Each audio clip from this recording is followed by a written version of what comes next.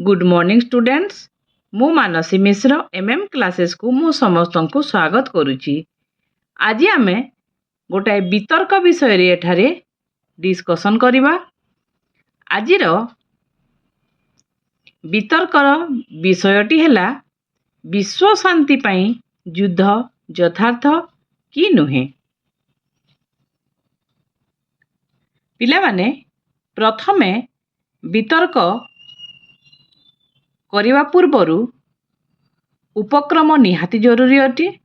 उपक्रम परे तुमे माने निज निज परिचय प्रदान करिबो। एठारे मु परिचय देई नाही। जे माने मध्य वितर्क रे भाग नेबो से माने निज निजर परिचय उपक्रम परे देबो। ताहले आमे आरंभ करिबा। आजिर विषय वस्तु विश्व शांति पाई युद्ध यथार्थ कि नुहे।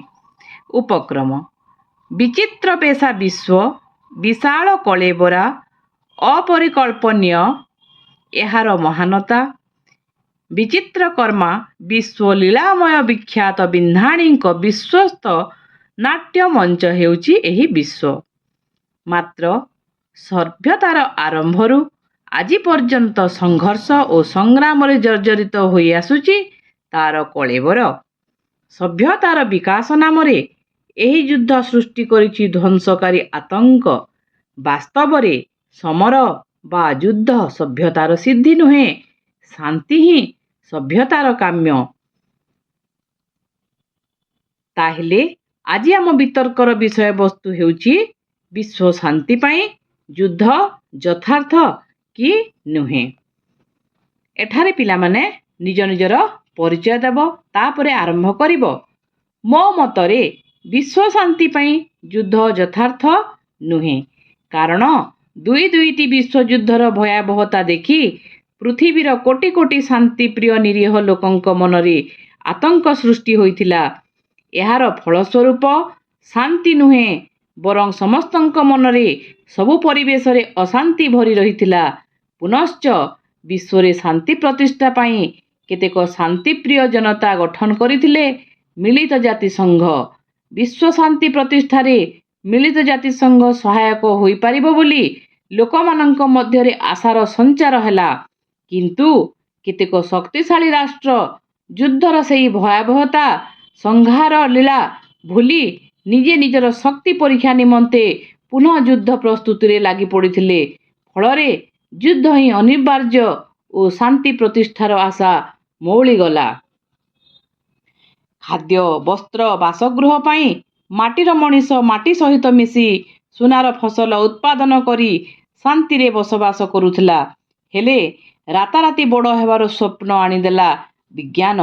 मात्र दूरदृष्टि विहीन मनीष विज्ञानर दुरुपयोग करी मारणास्त्र निर्माण करि चलिला। क्षेपणास्त्र रॉकेट उद्यान बोमा जिमाणु बोमा तारका युद्ध आदिर नुआ नुआ कौशल उद्भावन करी अखंड क्षमतार अधिपति हेबा निशारे निज जीवन को विपन्न करि चलिला।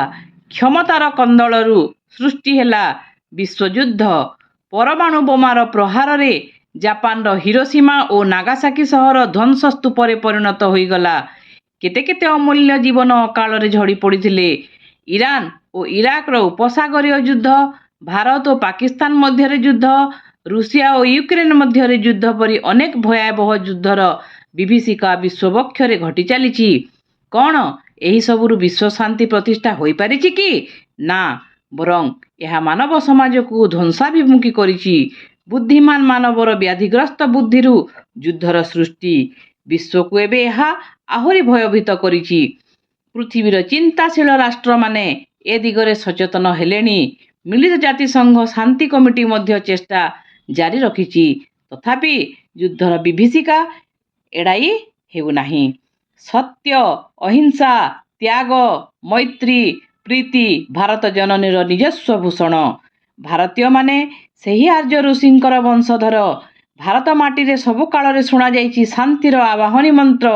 महामानव महात्मा गांधी अहिंसा उपाय रे स्वाधीनता आनी विश्व को देइथिले चरम शिक्षा।